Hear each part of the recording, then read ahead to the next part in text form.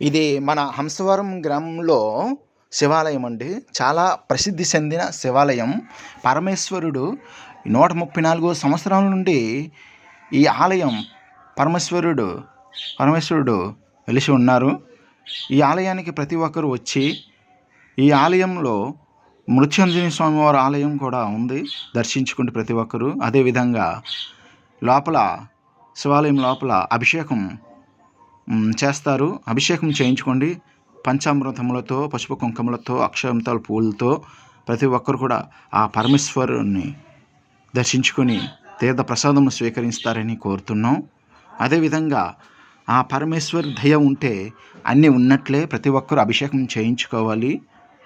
అదేవిధంగా ఎదురుగా నాగమ్మ ఆలయం కూడా ఉంది. ఇదిగోండి చూపిస్తాను.